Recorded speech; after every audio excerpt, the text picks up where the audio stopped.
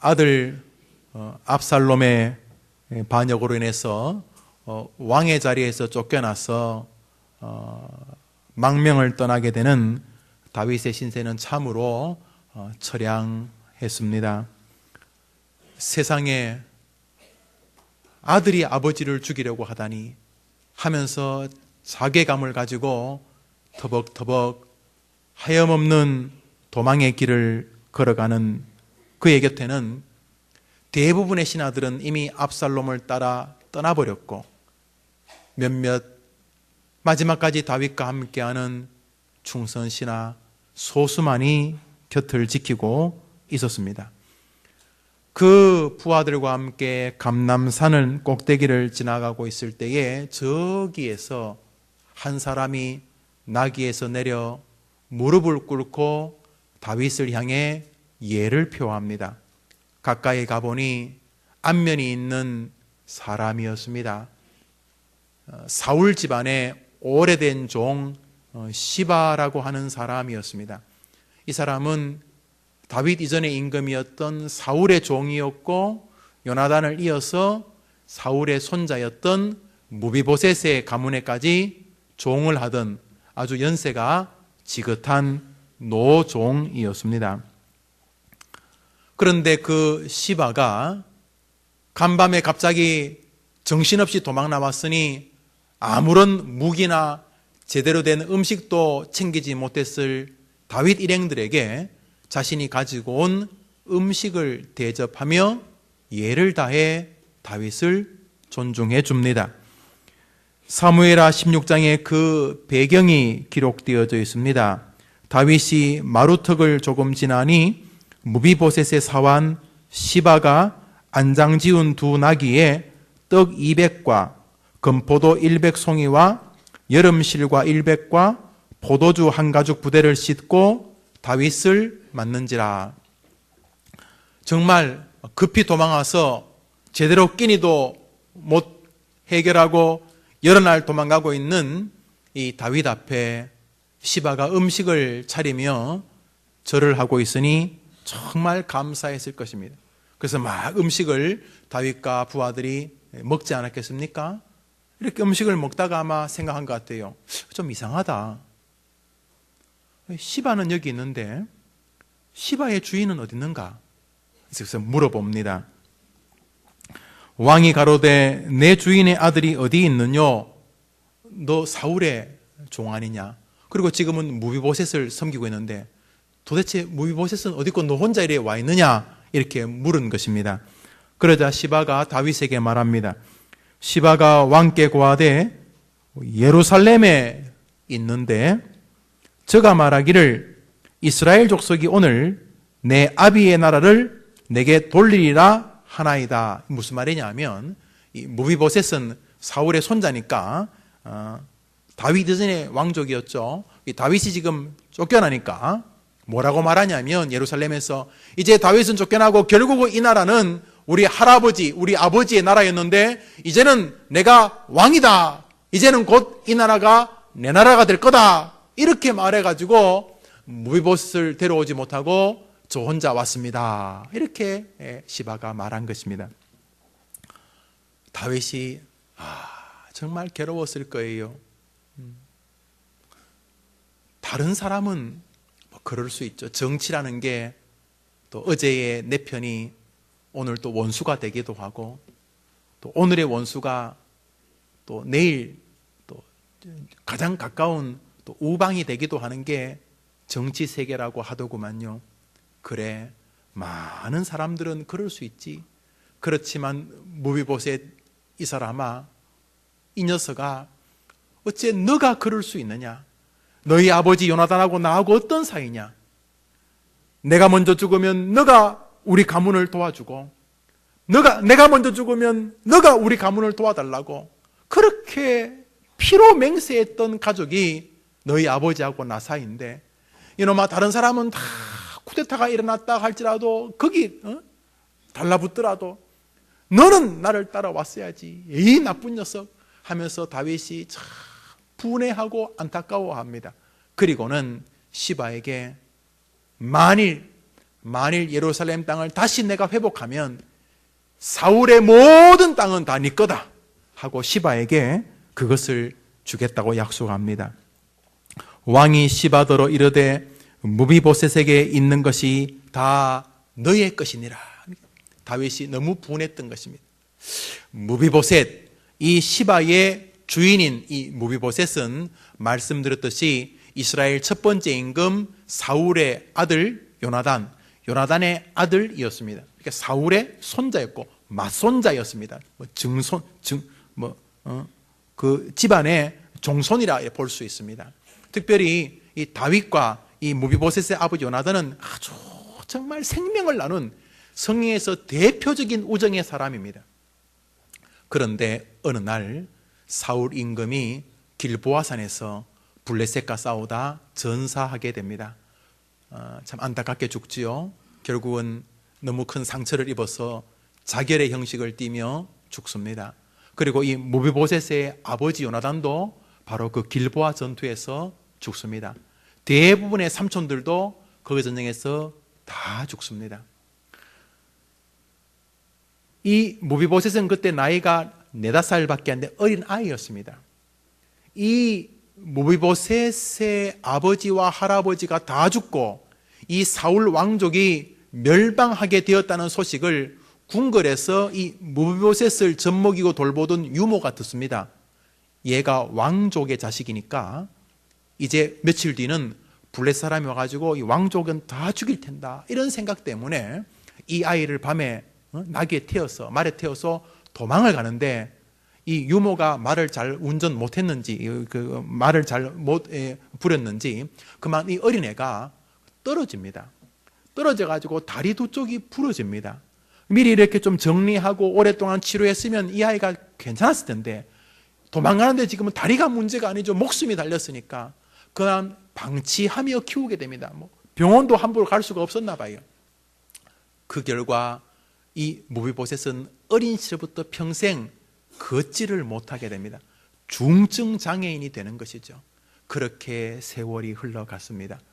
블레셋을 하나님이 정리하시고 다시 다윗을 세워서 온 나라를 평정하십니다. 다윗이 임금이 된 다음에 한 일 중에 하나가 자기 친구 요나단을 기억했던 것입니다. 여봐라, 사울의 집안에, 요나단의 집안에 혹시 살아있는 사람 없느냐? 그래서 참 사방으로 백방으로 사람을 보내었더니 바로 요나단의 아들 무비보셋이 살아있다는 것을 알게 되었습니다.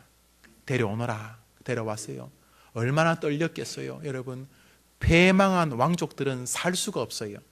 오스만 제국이라 그러죠. 터키. 지금은 그냥 유럽 연합의 한 나라 정도로 되어 있습니다만 과거의 이 오스만 제국은 대단했습니다. 그쪽 유럽 지역 대부분을 정복했으니까요. 이 오스만 제국의 술탄, 최고의 권력자 왕이 됩니다. 그러면 왕일 때는 별 문제가 없어요. 왕이 죽을 때쯤 자식들이 많아요. 자식들이 50명, 100명 이렇게 되니까 그 자식 중에 한 명을 지명합니다. 너가 다음 술탄이다. 너가 내 후계자다. 그러면 그 아이를 놔두고 나머지 형제들의 80-90%는 자살을 합니다. 얘가 임금되는데 방해가 되기 때문에 스스로 안 죽으면 다 죽이기 때문에 혹시 스스로 자결을 안 하면은 그 밤에 배를 타고 후계자가 딱 지명되면 그 다음날 배를 타고 저 영국으로, 프랑스로 도망을 가 망명을 합니다. 만일 살아있으면 쫓아가서 대부분 다 죽입니다. 이런 것은 부단 터키만이 그렇지 않고 우리나라 역사를 봐도 비슷합니다. 이런저런 구실을 붙여서 보통 무게중심을 왕 하나에 세우고 나머지는 이런저런 이유로 정리를 합니다. 그래서 스스로 죽거나 아니면 스스로 좀 미친 척 하면서 한 세상을 살거나 그랬지요. 그런데 그 정도가 아니라 이 사울과 다윗은 전혀 다른 가문입니다. 그 사울 왕족이 패망하고 다윗이 임금이 되었으니까 이쪽 집안은 살아있어도 죽은 것입니다. 그런데 다윗과 요나단의 그 우정 때문에 무비보셋을 데려와서 사울의 모든 땅을 무비보셋에게 돌려줍니다. 뿐만 아니라 무비보셋에게 너는 나와 함께 식사하자 하면서 다윗의 식탁에 늘 초청되는 사람이 무비보셋이 되었습니다. 사실 무비보셋의 이 땅이나 재산보다도 사실 더 귀한 것이 임금하고 식사하는 것 아니겠습니까? 지금은 많이 이렇게 법이 정리가 되어서 어렵습니다만 과거에 임금하고 식사하는 사람이라면 그 권세가 대단했을 것입니다.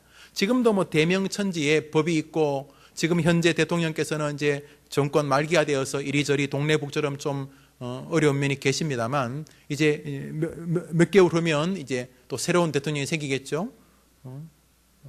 박 씨가 될지 문 씨가 될지 안 씨가 될지 김 씨가 될지 모르겠어요. 누가 될지는 모르겠는데 자, 그 중에 한 명이 대통령이 되었다 칩시다.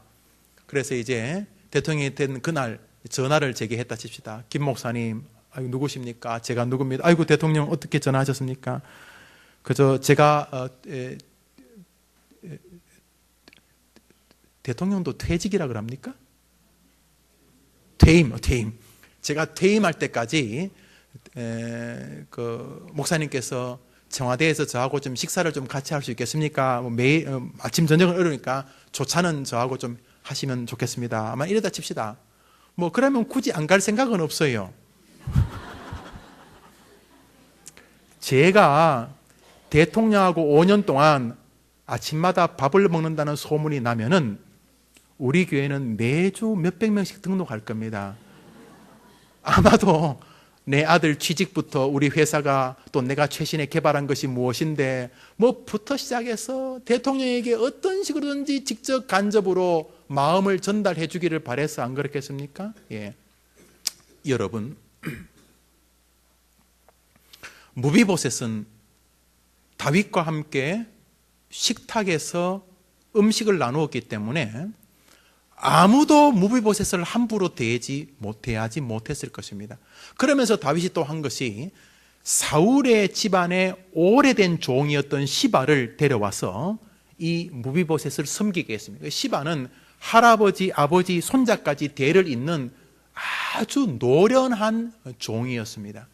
그런데 어느 날 다윗의 아들 압살롬이 쿠데타를 일으킨 것입니다. 그런데 이 압살롬은 그냥 갑자기 나라가 이러면 안 되지, 됐나? 됐다, 붙자! 그러면서 한강을 넘어온 그런 게 아니에요. 이 압살롬은요, 쿠데타를 일으키기 전에 굉장히 계획을 많이 짠 사람입니다. 먼저 공무원, 과천, 세종시 다니면서 공무원들의 마음을 다 다스렸어요. 공무원들의 아픔을 이야기해 줍니다. 경찰 공무원, 소방 공무원 다 마음을 추스렸어요. 요즘 말로 말하면 군대 가서도요, 하나회, 두나회, 세나회 다 다스리면서요, 장관급, 영관급, 하사관급, 위관급 또 사병들 다 마음을 추스리고요. 대학을 다니면서 모든 교수님들의 마음을 잡아서 성명서를 내어서 자기를 지지하게 만들고요. 방송도 공중파 방송, 케이블 방송 다 점검했어요. 드디어 D-Day를 잡아서 쿠데타를 일으켰을 때 국민들 대다수가 압살롬을 지지합니다. 그 멋진 사울이 그날 팽을 당하고 맙니다. 다윗의 전설적인 장군 대부분이 압살롬을 지지합니다. 그래서 중마고 같은 요압 같은 몇몇 신하들만 그를 따르고 도망가게 되었습니다. 그런데 시바가 그 어려운 상황에서 신흥 권력인 압살롬을 쫓을 것인가 다윗을 쫓을 것인가 고민했겠죠. 이 노련한 노종이. 그러다가 다윗을 쫓기로 결심합니다. 그리고는 음식을 바리바리 싸가지고 다윗이 피난 가고 있는 산중턱에 기다리다가 음식을 대접한 것입니다. 너의 주인은 어디 갔느냐? 막 음식을 먹다가 다윗이 좀 이상해서 물었을 것입니다.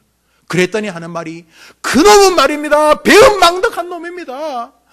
다리도 부족하고 장애를 입었는데 임금이 도와주셨는데 이제 임금이 지금 쫓겼다고 뭐라고 하냐면, 이 나라는 원래 우리 할아버지 나라다, 우리 아버지 나라다 하면서 내가 왕이다 그러면서 안 쫓아왔습니다. 이렇게 말한 것입니다. 다윗이 얼마나 인간적으로 소원했겠습니까? 살다 보면은 이런저런 어려움을 겪어요. 또 친구한테 배신당하기도 하고 또 친척에게 배신당하기도 하고 그 어려운 시절에 정성을 다해 섬겼던 뭐 제자에게 돌봤던 제자에게도 배신을 당하고 살잖아요. 살다 보면 우리가 이렇게 서운할 때가 있어요. 사람은 말이죠, 99가지 잘하다가 하나 잘못하면 원수가 돼요. 그러나 개는 안 그래요. 개는 99가지 잘하다가 한 가지 주인이 발로 차도요, 그 다음날 또 돌아와요. 왜냐하면 개는 99개가 더 중요하거든요. 근데 사람은요, 이렇게 살다 보면 하나 좀 서운하면 그냥 부부가 원수가 되고요, 부모 자식이 원수가 돼요. 그렇게 온 힘을 다해 도와줬는데 마지막에 뭐 좀 부모 생각하다 원수가 되는 거예요. 친구는 말할 것도 없고요. 다윗이 이놈아, 무비보셋 이 녀석아, 너는 그러면 안 되지. 아니, 딴 사람이야, 권력이 바뀌었고 정치가 바뀌었다, 그래 이해한다. 그런데 너는 그러면 안 되지. 피눈물을 흘렸을 것입니다. 그리고는 그래, 내가 만일 예루살렘에 돌아가면 사울의 모든 땅은 시바 네 거다, 이렇게 말한 것입니다. 세월이 흘러서 하나님이 압살롬을 정리하셨고 쿠데타는 불과 얼마 뒤에 정돈이 됩니다. 압살롬은 비참하게 목숨을 잃게 되고 예루살렘으로 다시 다윗 일행은 입성하게 됩니다. 또 백성들의 마음이 또 어떤 면에서 좀 참 조변석기 한다고 봐야 되겠죠. 다시 임금 다윗이 돌아오자 예루살렘 성은 다윗을 맞을 준비를 합니다. 그리고 많은 사람이 동네 어귀까지, 예루살렘 입구까지 나와서 다윗을 맞이합니다. 그 중에 시바도 있었고 무비보셋도 있었습니다. 성경을 읽어보겠습니다. 베냐민 사람 1,000명이 저와 함께하고 사울의 사환 시바도 그 아들 15과 종 20명으로 더불어 저와 함께하여 요단강을 밟고 건너 왕의 앞으로 나오니라. 야, 이 시바는요, 능수능란한 사람이요. 자기가 종인데 자기의 종이 20명이 된다니까요. 보통 종이 아니. 이 사람 참, 이 보통 종이 아니. 이 사람은 진짜 뛰어난 종이에요. 이 시바가 얼마나 신났겠어요. 생각해 보세요. 압살롬에게 걸 것인가, 다윗에게 걸 것인가, 이 절대절명의 순간에 다윗에게 걸은 것이에요. 그런데 딱 맞췄어요. 다윗이 정권을 다시 찾은 거예요. 이거는 뭐 보통 공신이 아니, 평상시에 밥 한 끼야 별거 아니지만 그런 어려울 때 밥 한 끼는 잊을 수가 없지 않겠습니까? 자, 이렇게 밥 한 끼를 준 것을 기억하며 신나게 와서 임금 오실 줄 알았습니다 하고 이제 신나게 절을 합니다. 그런데 한쪽 귀퉁이를 보니까 무비보셋이 있는 것입니다.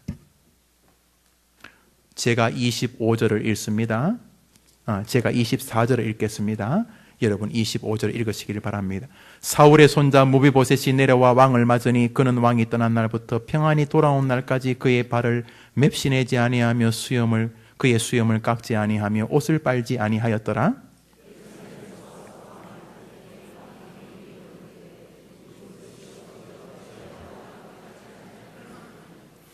무비보셋도 다윗 앞에 내려와 무릎을 꿇고 있습니다. 다윗이 무비보셋을 만나면서 한 1000마디가 무엇입니까? 뭐라고 말했습니까? 25절에 뭐라 그랬어요? 무비보셋이여, 너가 어찌하여 나와 함께 가지 아니하였더냐? 이놈아, 다른 사람은 몰라도 너는 그러면 안 되지. 다른 사람은 내가 날개가 꺾였다, 권력이 없다, 설마 저분이 저럴까 그러더라도 너는 나를 믿어줬어야지 이 녀석아, 뭐 이런 거 아니겠어요? 너는 그러면 안 되지. 너는 하며 다윗이 안타까워할 때에 무비보셋이 하는 말이 26절입니다. 26절 같이 읽읍시다. 시작. 대답하되 내 주 왕이여, 왕의 종인 나는 다리를 절므로 내 나귀의 안장을 지워 그 위에 타고 왕과 함께 가려 했더니 내 종이 나를 속이고, 27절입니다. 시작. 종인 나를 내 주 왕께 모함하였나이다. 내 주 왕께서는 하나님의 사자와 같으시니 왕의 처분대로 하옵소서. 시바와 다른 이야기를 하는 것입니다. 내용은 이런 것입니다. 임금이시여, 내가 임금을 따라가고 싶었지만 보다시피 저는 누가 나귀의 안장을 세워서 그 위에 올려주지 아니하면 저는 갈 수가 없었나이다. 그런데 내 종 시바가 내가 앉아야 될 나귀 안장에다가 음식 가득 싣고 임금에게 가시면서 나를 데려가지 아니하였고, 도리어 임금에게는 나를 모함하였나이다. 그러나 임금 뜻대로 하시옵소서라고 말을 하는 것입니다. 와, 어떤 사람 말이 맞는지 헷갈리기 시작합니다. 시바는 무비보셋은 다윗을 웃기게 알면서 이제는 이 나라 내 거라 하면서 안 왔다고 말하고, 무비보셋은 내가 임금을 따르려고 했는데 시바가 내가 앉아야 될 자리에 음식 가득 싣고 임금에게 가고 임금에 가서는 나를 모함하였나이다 라고 말을 하고 있는 것입니다. 다윗이 무비보셋의 이야기를 듣다가 가만히 무비보셋을 보니까 좀 이상한 것입니다. 불과 몇 개월 전까지는 자기하고 식탁에서 밥을 먹었으니 보통 사람이 아니죠. 여러분, 임금하고 밥 먹는 건요 보통 문제가 아닙니다. 어디 감히 임금하고 겸상을 합니까? 버들버들 다 떨었을 것입니다. 무비보셋이든 다윗이든 대단한 권력을 가졌을 것입니다. 그러니 임금하고 밥 먹을 때 얼마나 의복을 갖추고 단정했겠습니까만 지금 무비보셋을 보니까 이상한 거예요. 우리 24절 한 번만 더 읽읍시다. 읽습니다. 시작. 사울의 손자 무비보셋이 내려와 왕을 맞으니 그는 왕이 떠난 날부터 평안히 돌아온 날까지 그의 발을 맵시내지 아니하며 그의 수염을 깎지 아니하며 옷을 빨지 아니하였더라. 그가 돌아오는 날까지 다윗이 왕궁에 다시 임금의 자리로 평안히 왕의 면류관을 쓰시고 임금이 앉아야 될 임금됨의 그 자리로 돌아오시기 전까지 그는 발을 맵시내지 않고 발을 안 씻었다는 말입니다. 내가 지금 못내게 생겼냐 이런 말입니다. 수염을 깎지 않았다는 말은 얼굴도 씻지 않았다면, 내가 지금 뭐 세수하고 뭐 양치질하고 내가 지금 무슨 뭐 못내게 생겼나 이런 말입니다. 옷을 빨지, 내가 지금 무슨 새 옷 입고 지금 뭐 그 신나는 상황인가. 내 임금 다윗께서는 아들에게 쫓겨서 온갖 수치를 겪고 있는데 내가 지금 못내게 생겼나. 이스라엘을 다녀오신 분은 알겠지만 팔레스타인의 대부분이 황토와 모래입니다. 그런 것들이 신발에 들어가면은 발을 안 씻을 재간이 없어요. 내가 지금 발 씻고 못내게 생겼나? 내가 지금 이거 불편한 걸 내가 불편하다고 좀 짜증내게 생겼나? 내 임금 다윗께서, 내 주 왕께서는 지금 이런 모진 고난을 겪고 계시는데 극심한 애도의 표현인 것입니다. 다윗이 이제 생각했을 것입니다. 어떤 녀석이 거짓말을 하고 있을까? 시바가 거짓말을 하고 있을까? 무비보셋이 거짓말을 하고 있을까? 모르겠는 것입니다. 그래서 다윗이 무비보셋의 이야기를 듣고 무비보셋을 가만히 보다가 결론을 내립니다. 성경 29절을 읽습니다. 29절이면 읽읍시다. 시작. 왕이 그에게 이르되 내가 어찌하여 또 내 일을 말하느냐? 내가 이르노니 너는 시바와 밭을. 다윗이 듣고 있으니 마음이 찡해 온 것 같습니다. 그리고 내린 결론이 저 시바 저놈 거짓말했구나 이렇게 말하지도 않고, 임마 지금 네가 나한테 뭐 감동 주려고 거짓말하느냐 이렇게 말하지도 않고, 듣다가 시바의 땅을 반 나눠서 반반씩 해라 이렇게 말하니까 최소한 무비보셋이 자기를 미워하거나 역모를 꼬했다고 생각하지는 않은 것 같습니다. 주석들을 살펴보면 다윗이 왜 이렇게 허리멍텅한 결정을 했을까 하는 글들이 많이 있습니다. 또냐, 뭐냐, 오냐, X냐, 우리는 이런 데 익숙하지 않습니까? 흑이냐, 백이냐. 그런데 이 탁월한 지식인 다윗이 우리가 볼 땐 좀 어영부영한 것 같아요. 아, 그래? 아, 그럼 반반씩 나눠! 이렇게 말한 거예요. 이렇게 말한 이유가 무엇일까? 학자들은 여러 가지 의견을 냅니다. 몰라요. 뭐 학자들의 생각이 뭐 다 맞는 건 아니니까요. 첫 번째로 다윗이 시바가 조금 능수능란한 3대를 거쳐서 이 집안의 사울 집안의 속속들이 아는 사람이니까 뭔가 좀 달고 다른 이 정치꾼 같기는 하지만은, 그러나 어려울 때 분명히 시바가 자기들을 보호해줬고 공양해줬고 도움을 준 것은 부정할 수 없는 것입니다. 뭔가 좀 미심쩍은 건 있지만 그래도 고맙다 하는 생각 때문이었을 것이다. 두 번째로 임금이 한번 내린 결론을 또 뒤집으면 사람 보기에 좀 부끄러우니까 뭐 내린 걸 뒤집을 수는 없고, 그러니까 그렇다고 무비보셋도 아닌 거는 아닌 것 같고, 그러니까 그냥 느낌은 무비보셋에게 있지만은 임금이 또 명내린 거, 일사부재리의 원칙 이런 것 때문에 그냥 유야무야를 한 것 같다. 도저히 이해할 수 없는 이런 해석을 쓰신 주석가들도 계시더라고요. 또 하나, 다윗은 누가 진실한가를 정말 보고 싶었다. 무슨 말이냐 하면 그 뒤에 나오는 무비보셋의 행동에서 우리가 뒤에 나오는 그의 아들 솔로몬의 한 재판을 연상하게 됩니다. 자, 임금이 무비보셋을 가만히 지켜보다가 땅을 반반 나눠라 이렇게 말했어요. 그때 무비보셋이 이렇게 말합니다. 우리 성경 말씀 읽습니다. 30절 읽읍시다. 시작. 무비보셋이 왕께 내 주 왕께서 평안히 왕궁에 돌아오시게 되었으니 그로 그 전부를 차지하게 하옵소서 하니라. 여기 무비보셋이 뭐라고 하냐면 아마 눈물 흘리면서 그랬겠죠. 임금님이 평안히 돌아오시는 게 저의 소원이었습니다. 24절을 보시죠.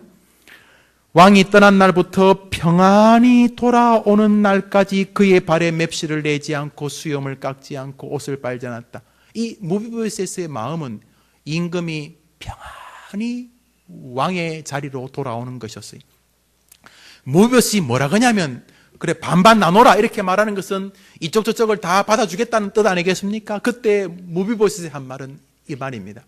임금이시여, 임금이 평안히 궁에 돌아오셨으면 저는 됐습니다. 저는 그것으로 충분합니다. 이 나머지도 시바에게 다 주시기를 바랍니다. 그리고 뒷구절이 없어요. 그래 됐는지, 다윗이 시바 저놈이 나쁜 놈이구나 그랬는지, 아니면 시바가 잘못했습니다 이렇게 말했는지 없어요. 그리고 시바는 더 이상 성경에 나오지를 않아요.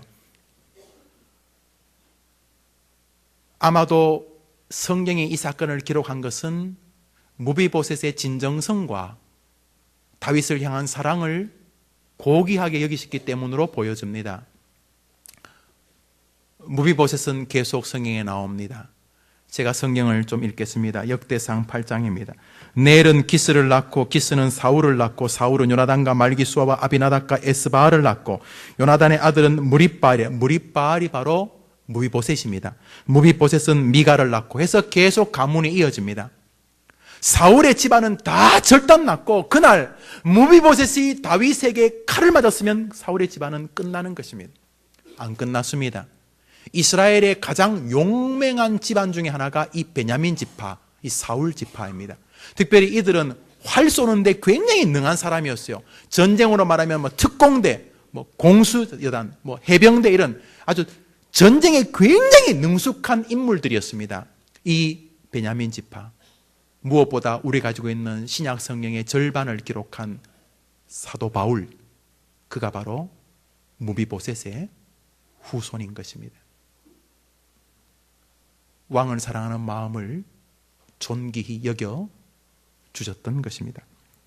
다시 돌아가서 무비보셋이 다윗 앞에 하는 말, 임금이여 저는 지금 너무 배가 부릅니다. 왜? 임금이 평안히 살아오셨으니까 저는 충분합니다. 저는 제 소원이 이루어졌습니다. 이 땅 원하는 시바에게 다 주시기를 바랍니다. 사랑하는 여러분, 오늘 성경이 우리에게 말하고자 하는 것은 왕을 향한 사랑의 마음입니다. 어떤 사람이 예수님께 와서 물었습니다. 예수님, 기독교가 뭡니까? 도대체 어떻게 하면 제대로 믿는 것입니까? 무엇이 가장 훌륭한 믿음입니까? 라고 물었을 때 예수님 말씀하셨습니다. 내 마음을 다하고 내 목숨을 다하고 내 뜻을 다하여 한번 따라합시다. 주 너의 하나님을 무엇하라고요? 한번 따라합시다. 주 너의 하나님을 사랑하라. 이것이 첫째 되는 계명이고 이게 전부라 이렇게 말씀하셨어요. 한번 따라합시다. 주 너의 하나님을 사랑하라. 이것이 기독교의 출발이라는 것입니다. 이게 과정이라는 것입니다. 이게 마지막 결론이라는 것입니다. 우리는 믿음 생활 지칠 때마다 이것을 돌아봐야 됩니다. 내가 주님을 사랑하고 있는가? 힘들 때마다 우리는 이것을 돌아봐야 됩니다. 내 주님을 향한 첫신앙은 어떻게 사라져버린 것인가? 많은 사람들이 목사님 그래주니까 사라진 것인가? 장로님, 집사님, 권사님 그래주니까 사라진 것인가? 교회 와서 내가 해야 될 일이 많고 교회 일을 열심히 하다 보니 사라진 것인가? 언제부터 주님을 향한 그 뜨거운 사랑, 나를 구원해 주시고 나에게 예수님 보내주시고 나의 기도를 들어주시고 이른 아침부터 늦은 시간까지 잠자리에 드는 시간 나를 버리지 아니하시고 붙잡아 주셨던 하나님의 사랑이 언제부터 식어진 것입니까? 사랑에 빠지면 사람은 가만히 있지 못합니다. 사랑에 빠지면 전화하고 싶고 보고 싶고 어떤가 배려하고 싶고 같이 있고 싶어 합니다. 사랑에 빠지면 말하게 되고 그리워하게 됩니다. 나의 힘이 되신 여호와여 내가 주를 사랑하나이다 고백했던 사람들은 주님을 위해서 무엇라도 하고 싶어 했습니다. 무엇라도 수염이라도 안 갖고 싶어 했습니다. 주님을 사랑하기 때문에 돈이 없어서 주님 사랑할 돈이 없으면 옷이라도 안 빨아 입었던 것입니다. 아이고 나는 주님 사랑할 건덕지가 없어요. 신발이라도 벗지 않았던 것입니다. 주님은 무비보셋의 임금을 향한 그 애절한 마음을 용납해 주셨습니다. 많은 사람들은 이렇게 말합니다. 아이고 목사님 제가요 성경 지식이 부족해서 아직도 이 하나님을 제대로 사랑하지 못해요. 겸손한 말씀이셔서 귀합니다. 그러나 성경 지식이 많다고 주님을 사랑하는 것은 아니라는 사실을 제가 한 사람을 소개하는 것으로 증명해 보겠습니다. 사단입니다. 그는 이 김용호 목사가 아는 하나님 수준의 지식이 아닙니다. 사단은 저의 1000배 만배 하나님에 대해서 더 잘 아는 존재입니다. 하나님에 대해서 많이 아니까, 교회에 대해서 많이 아니까, 영적에 대해서 많이 아니까, 영적인 일에 대해서 사단이 하나님을 사랑합니까? 교회에 다니면서 많은 지식이 있는 거 좋은 일입니다만 지식과 하나님을 향한 사랑을 동일시할 수는 없는 것입니다. 나는 하나님을 사랑할 만한 뭘 가지고 있지 못해요.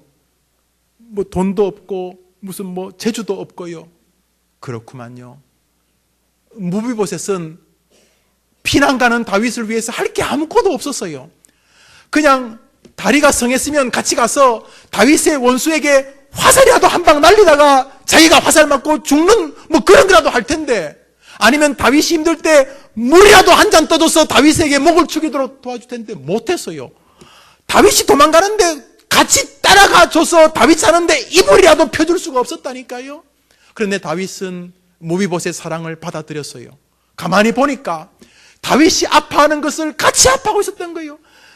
임금이 이렇게 고난을 당하고 있는데 내가 지금 이렇게 편한데 누워 잠자게 생겼나? 내가 지금 음식을 먹게 생겼나? 그랬던 거예요. 제가 전도사 시절이었어요. 대전에서 전도사 생활했는데 제가 386 세대입니다. 그러니까 이렇게 막 시위를 많이 하고 데모가 많던 시절에 제가 대학을 다니고 또 전도사 생활을 했어요. 그러다가 어떤 권사님 집에 갔는데 정말 아드님이 우리나라 좋은 대학을 다녔는데 시위를 하다가 감옥에 가셨어요. 제가 아직도 기억나요. 그 할머님이신데 그 권사님이 그 손자인데 음식을 안 드신다는 거예요. 그래서 왜 할머니 음식을 안 드시냐고 이렇게 물어보니까 손주가 감옥 가서 밥을 못 먹는데 이 늙은 게 밥이 넘어가겠느냐는 거예요. 그래서 주변 분들이 그래도 건강하셔야지 된다고, 그래도 음식을 드시고 계셔야지 된다고 이렇게 말을 해도 그 음식을 입에 안 대시는 거예요. 우리 느낄 수 있어요. 자식이 그렇게 피눈물을 흘리는데 내가 밥이 제대로 들어가겠냐는 거예요. 무비보셋이 그것이었어요. 내가 사랑하는 임금이 고초를 당하고 있는데 내가 지금 못내게 생겼냐는 거죠. 내가 못내게 생겼느냐. 그런데 다윗이 그것을 받아준 거예요.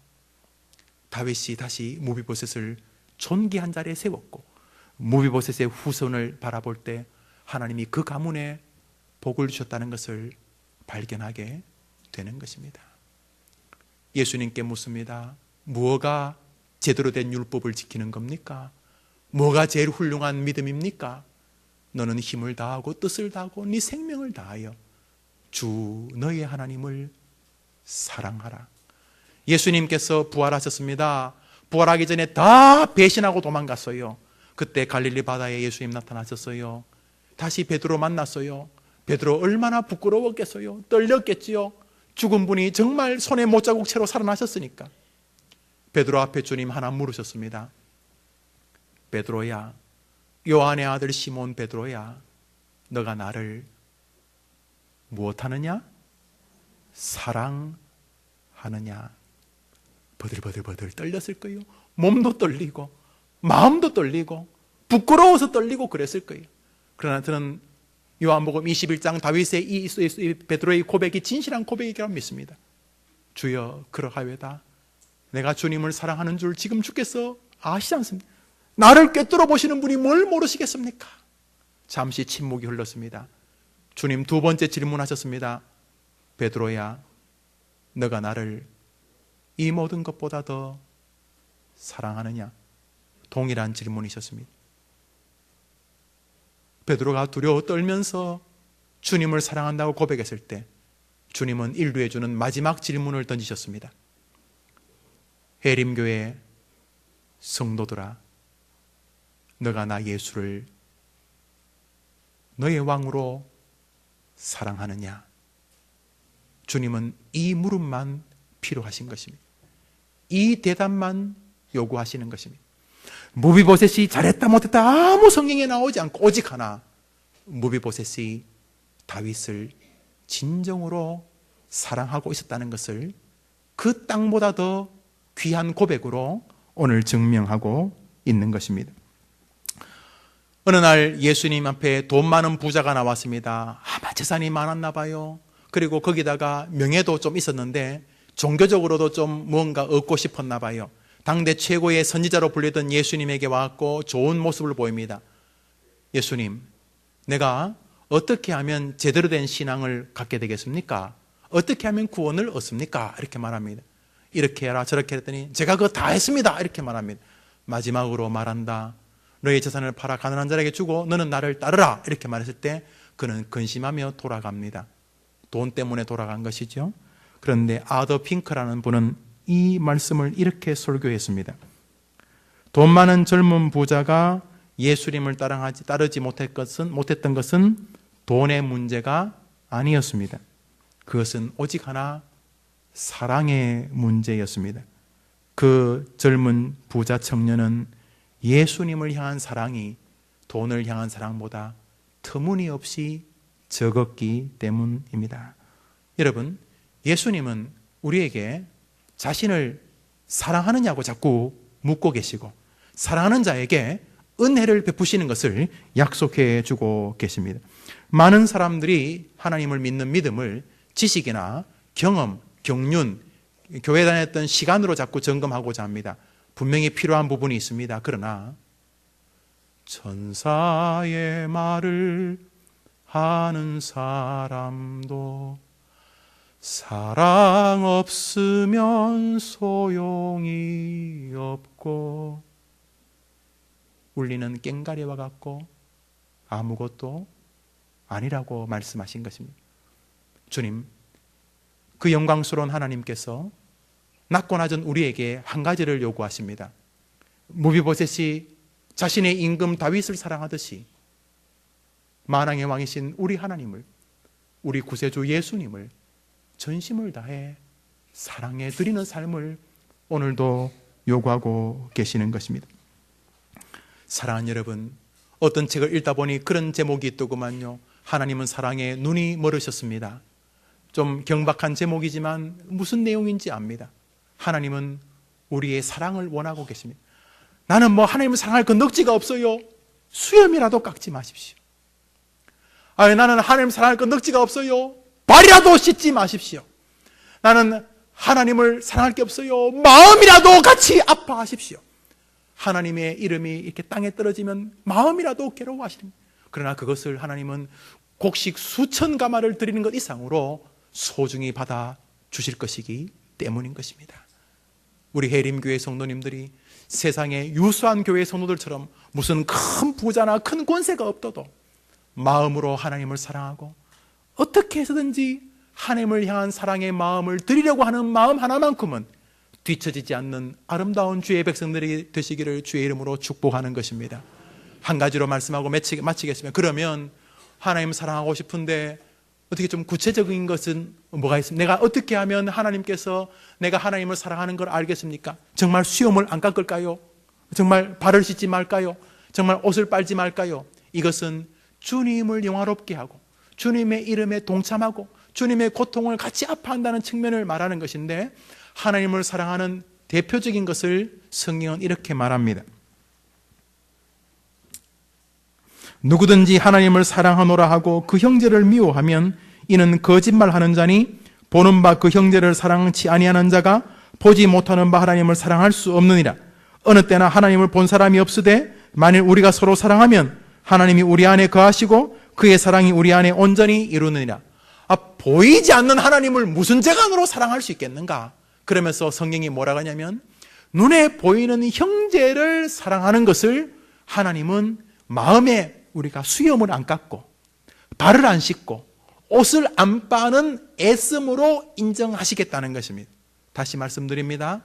하나님은 우리가 이 땅에서 무비보셋이 다윗을 사랑하여 신을 벗지 않고 옷을 빨지 않고 수염을 안 깎은 이런 고통에 동참한 것처럼, 우리가 이 땅에서 하나님을 사랑하기 때문에, 오직 그게 이유입니다. 사람 좋네, 아이고 좋은 사람이네, 아이고 야 법 없이 살 사람이, 이렇게 좋은 덕담을 듣기 위해서가 첫 번째 목적이 아니라 하나님을 사랑하기 때문에 다른 사람을 사랑하려고 하는 애씀을 하나님은 이 시대에 수염을 안 깎고 옷을 안 빨고 발을 맵시 내지 않는 것으로 받아주시겠다는 것입니다. 그것은 예수님의 이어지는 말씀, 그것이 첫 번째 되는 계명이요 내 이웃을 그와 같이 사랑하라, 이것이 두 번째 계명이라고 하신 주님의 해석에서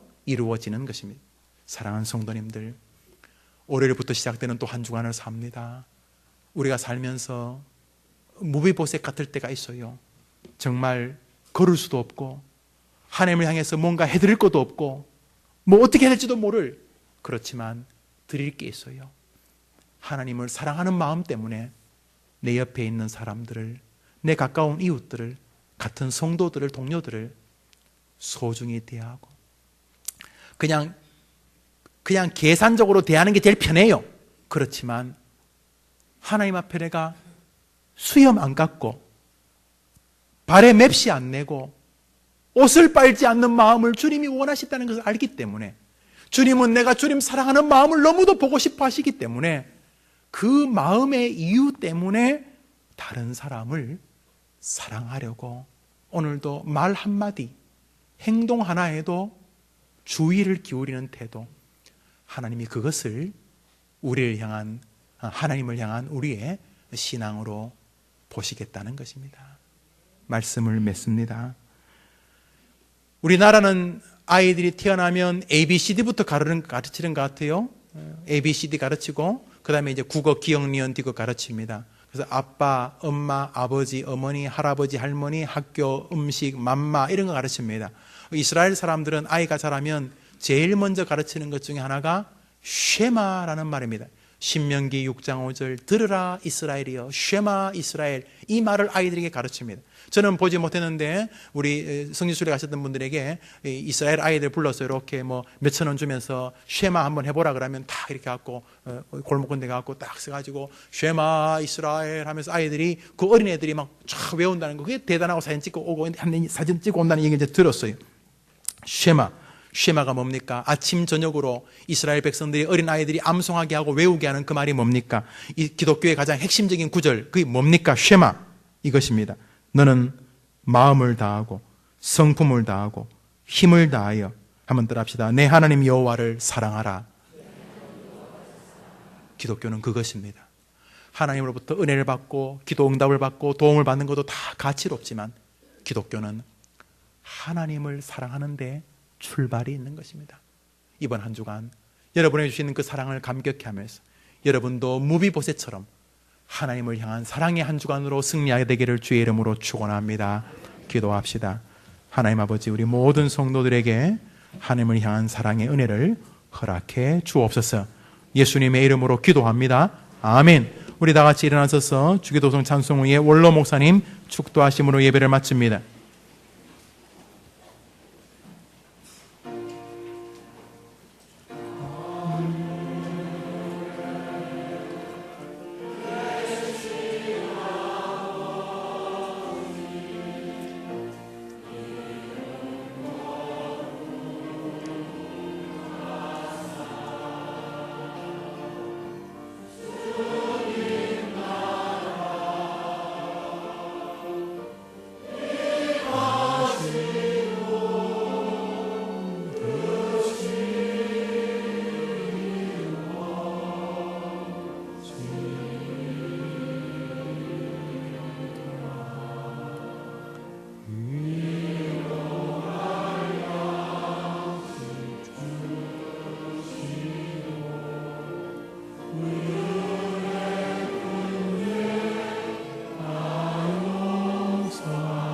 마시고 또 시험에 들게 마시고 다만 악에서 구하소서. 내게 주의 것을 주의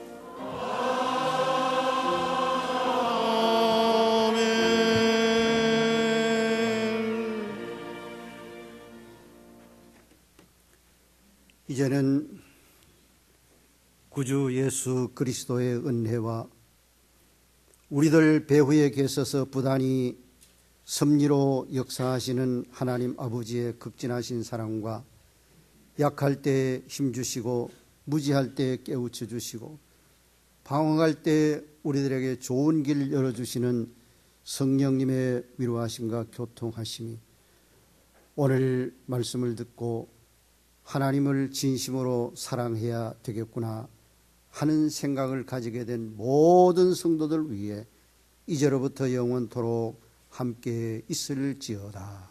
아멘.